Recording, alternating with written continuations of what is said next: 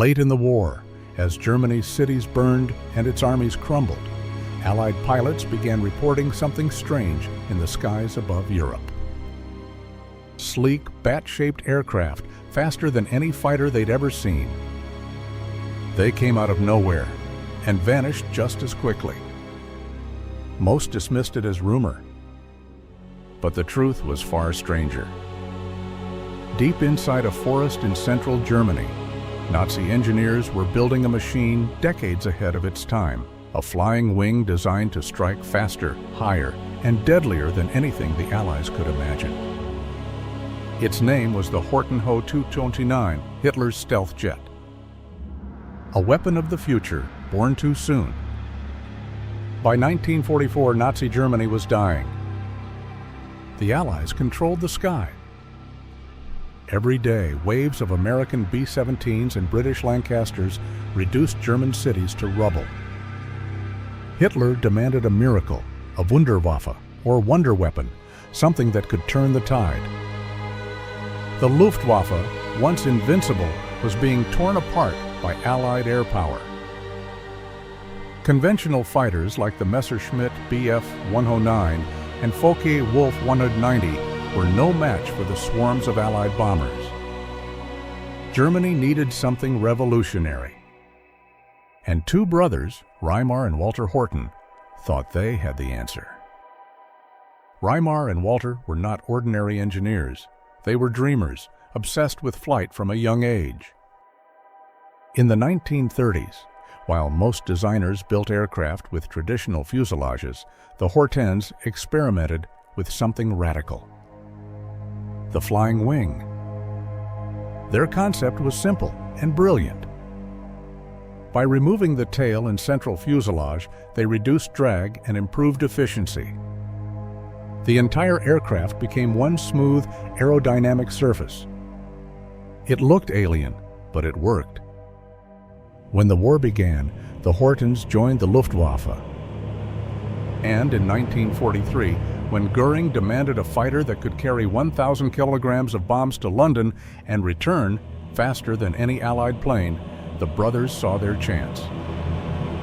They submitted their design, the Horten Ho 9, later known as the Ho 229. The Ho 229 was unlike anything else in the world. It had no tail, no vertical stabilizer, only two jet engines embedded within its sleek wooden wings. It could reach speeds over 950 kilometers per hour, Reimar nearly as fast as a modern jet fighter. Its wings were made of plywood, bonded with charcoal dust, a strange choice that decades later would prove visionary. Because that combination absorbed radar waves. Unintentionally, the Horten brothers had built the first aircraft with stealth characteristics.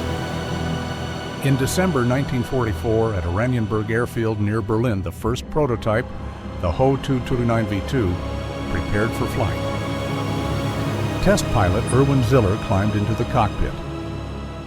The twin jet engines roared to life, Junkers Jumo 004s, the same engines used in the Me-262. The bat-winged machine lifted smoothly into the sky. It flew beautifully, stable, fast, unlike anything before it. But on its third flight, disaster struck. One of the engines failed. The aircraft rolled, crashed, and exploded.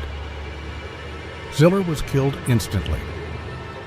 The project was nearly canceled until the Allies came closer. Now Hitler demanded his revenge weapon more than ever. Work continued day and night. A second prototype, the V3, was almost complete when American forces arrived. In April 1945, as Allied troops swept through Germany, a special U.S. task force called Operation Lusty was formed. Their mission: capture advanced German aircraft before the Soviets did. When they reached the Horten facility at Gotha, they couldn't believe what they found. A half-finished flying wing, 55 feet across, futuristic, smooth, and unlike anything they'd seen. The Americans seized it immediately and shipped it to the United States for study. The Soviets arrived days later and found only empty hangars. The Horten brothers were captured and interrogated. They insisted the Ho 229 could have changed the war if they'd had just a few more months. They weren't wrong. The jet's radar signature was far smaller than any other aircraft of the era, nearly invisible to Allied radar at long range. Its speed and altitude would have made it nearly impossible to intercept. But the war ended before it ever took flight in combat. The surviving prototype was stored away, forgotten for decades. The ideas behind the Horten Ho 229 did not die in 1945. Across the Atlantic, captured German scientists, through Operation Paperclip, joined American research programs. Their aerodynamic data and flying wing experiments inspired a new generation of aircraft, from Northrop's YB-49 bomber to the B-2 Spirit stealth bomber decades later. In 2008, engineers at Northrop Grumman built a replica of the Horten Ho 229 and tested it under radar. The results stunned them. It had stealth capabilities comparable to early modern stealth designs. What the Horten brothers had built in a forest workshop in 1944 was 40 years ahead of its time.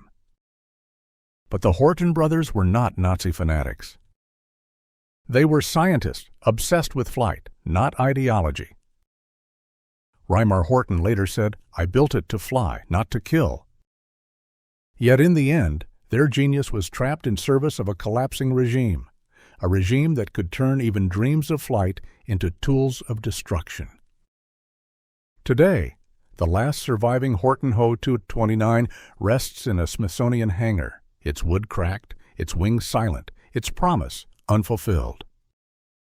It stands as a relic of the war's strangest truth, that desperation breeds innovation, and that progress often rises from the darkest corners of human history.